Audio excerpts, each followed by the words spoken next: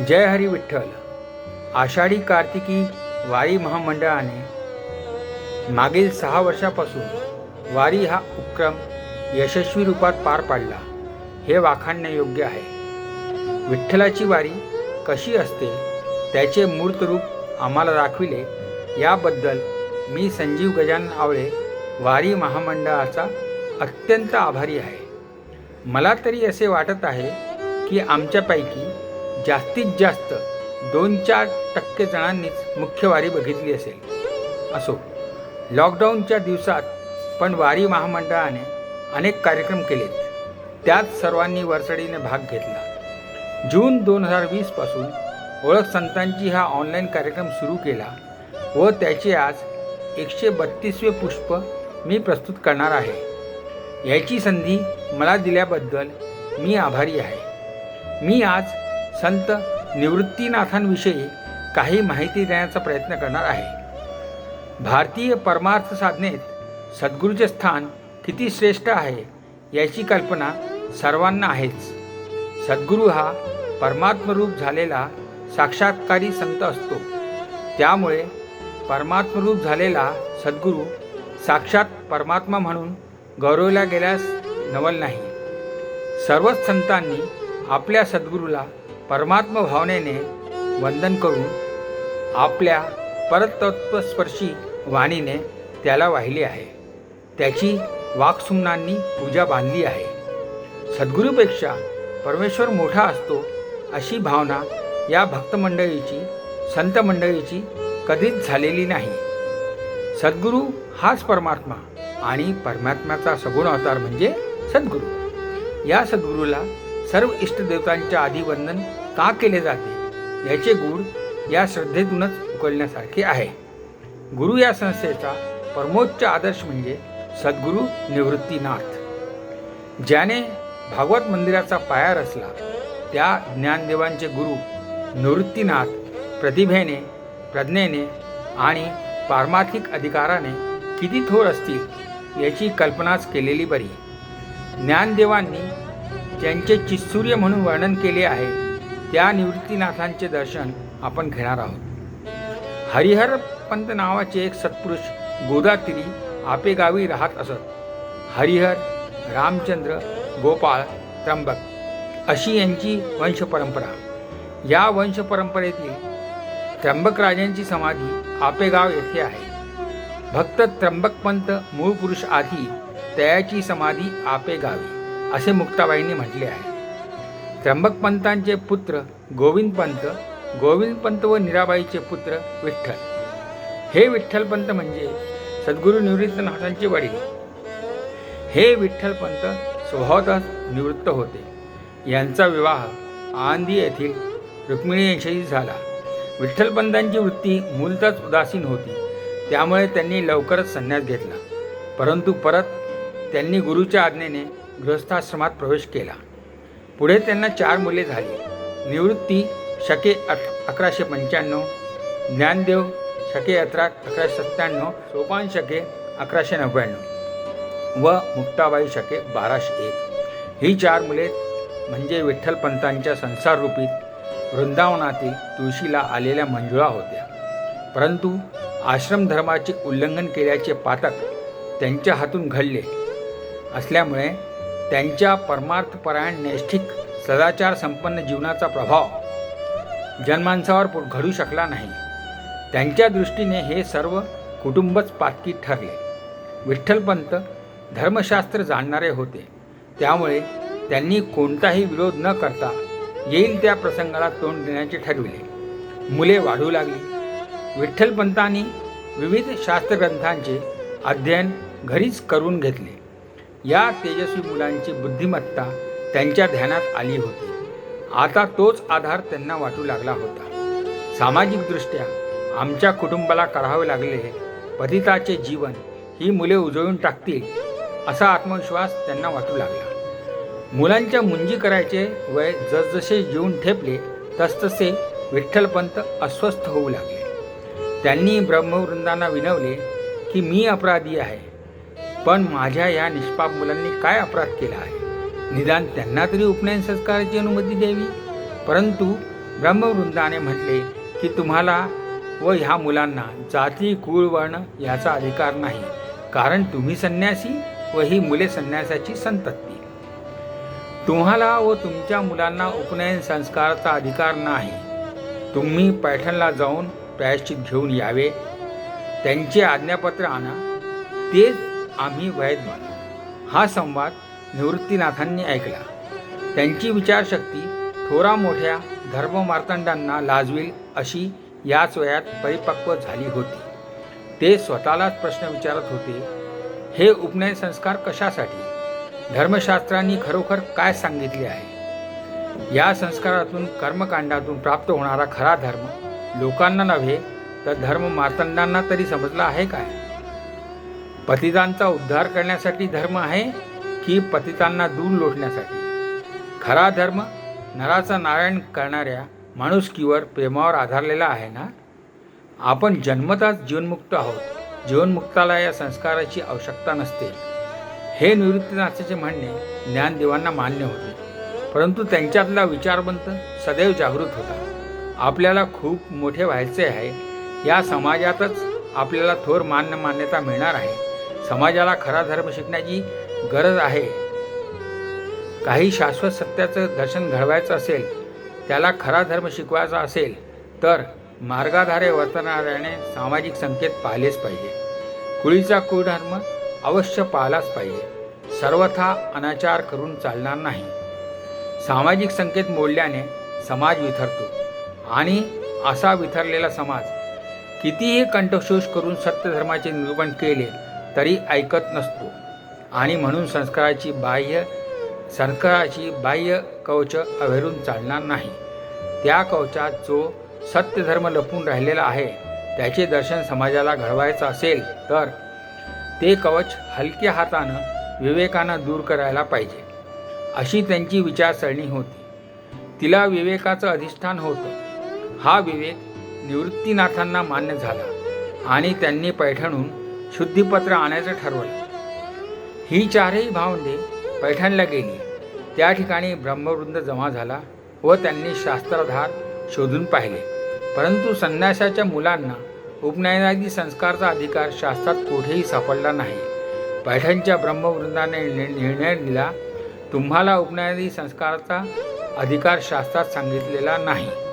ज्ञानदेवांनी त्यांना विचारले, मग आम्ही काय करावे? जीवन कसे जगावे हे तरी सांगा.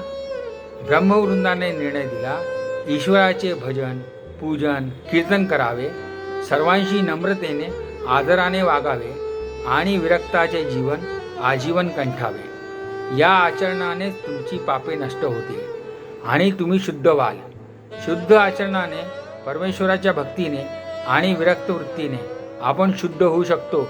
या ब्रह्मवृंदांच्या निर्णयाचा त्यांना संतोष वाटला. जीवनाची परिशुद्धी आपल्या शुद्ध आचरणाने आणि ईशोपासनेने होत असते, हेच त्यांना शिकवायचं होतं. निवृत्तीनाथ हे सारं काही तटस्थपणे पाहत होते. हा कर्मठ आणि शास्त्रग्रंथांची पानं चालणारा परीख ब्रह्मवृंद शास्त्राच्या पलीकडे जाऊन काही नवीन सांगण्यास सर्वथा असमर्थ आहे, याची त्यांना जाणीव होती. मातापित्यांच्या पश्चात कुटुंबाची सर्व जबाबदारी वडील बंधूवर येऊन पडते. विठ्ठलपंत आणि रुक्मिणीबाई यांच्या पश्चात श्री निवृत्तीनाथांना वडील बंधू म्हणून ही जबाबदारी पार पाडावी लागली. यावेळी निवृत्तीनाथांचे वय अवघे 10 वर्षाचे होते. या 10 वर्षाच्या मुलाने आपल्या कोळ्या भावंडांची समजूत कशी घातली असेल? अकाली प्रौढत्याने तो वाकून तर गेला नसावा ना? शक्य नव्हते, कारण अकाली प्रौढत्याबरोबरच अकाली शहाणपण या मुलाला प्राप्त झालेले होते. त्याच्या आचरणात संयम होता, मर्यादा होती, विचारात विवेक होता, बोलण्यात मार्दव होते, सर्वांना सामावून घेण्याची वृत्ती होती, कमालीची सहनशीलता होती. त्यामुळे कोणत्याही प्रसंगी घडणारे घाव तो आपल्यावर घेऊन सर्व भावंडांना सावरत होता. आईचे वात्सल्य आणि पिताचे कर्तव्य दोन्ही भूमिका त्याला पार पाडायच्या होत्या.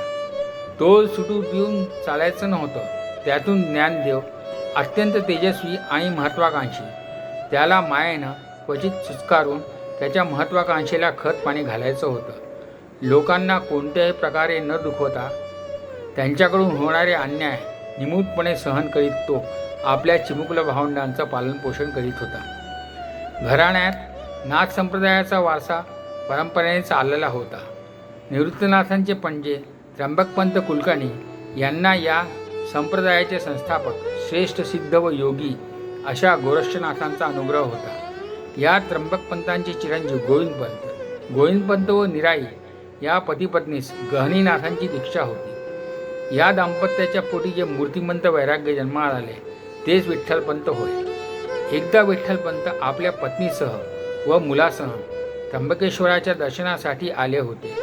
नित्य कुशावरती स्नान करून ब्रह्मगिरीत सव्य प्रदक्षिणा घालण्याचे त्यांचे व्रत चालले होते.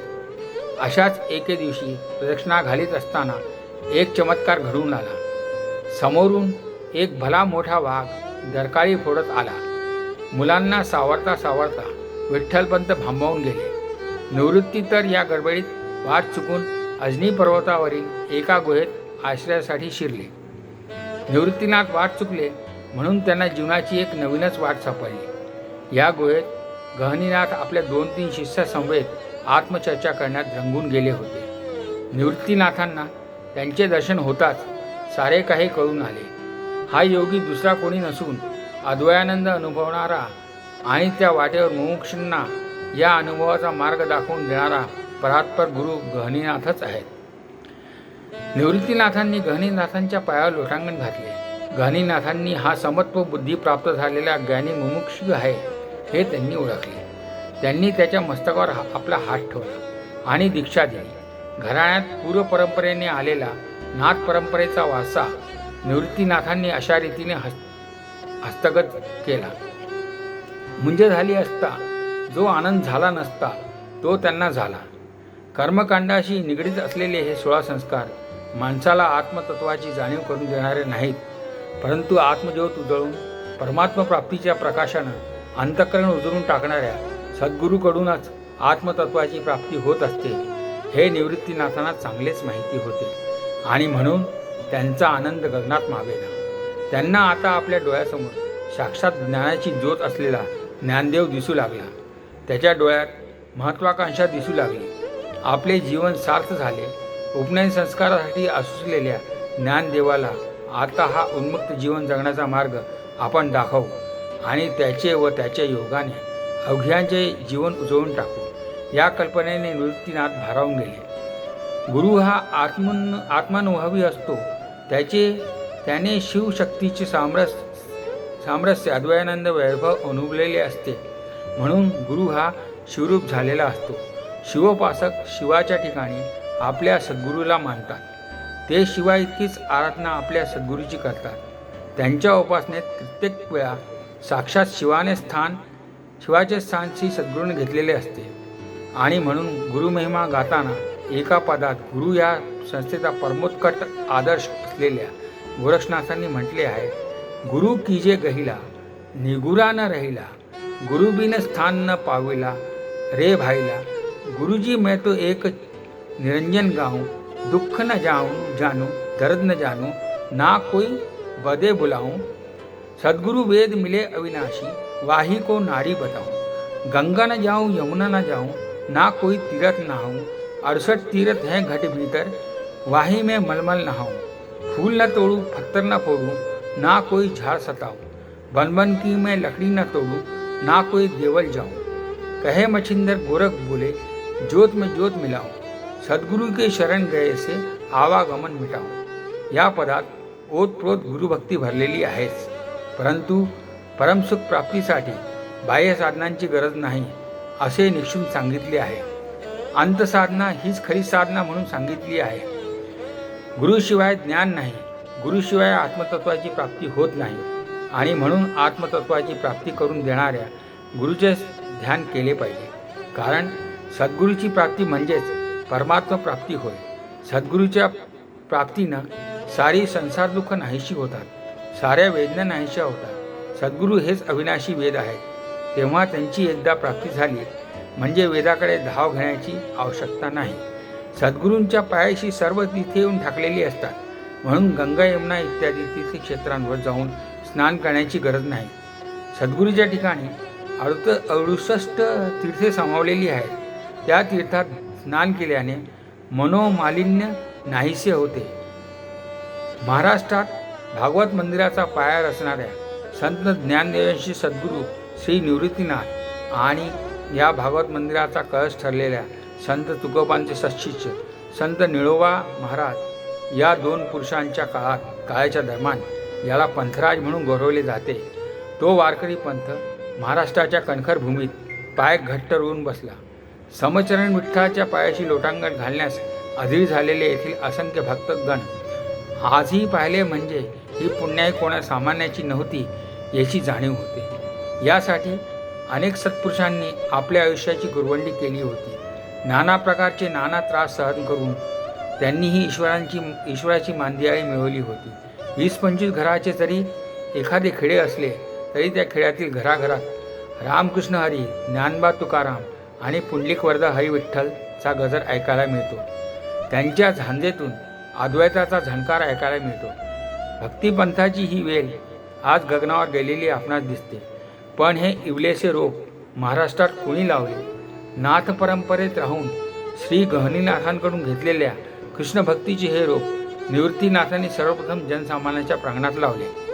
त्याचा हा वेल आज गगनावर जाताना दिसत आहे. श्री गहनीनाथांनी महाराष्ट्रात नाथपंथाचा एक प्रवाह निर्माण केला, तर निवृत्तीनाथांनी गहनीनाथांच्या कृष्णभक्तीवर अधिक जोर देऊन तो पंथ वारकरी पंथात विलीन करण्याचे थोर कार्य केले. त्यांची कृष्णभक्ती ही अद्वैताधिष्ठित होती. विठ्ठल हे बालकृष्णाचे एक रूप. या बालकृष्णोपासनेवर भर देऊन पंढरीच्या विठ्ठल संप्रदायात त्यांनी नवचैतन्य आणले.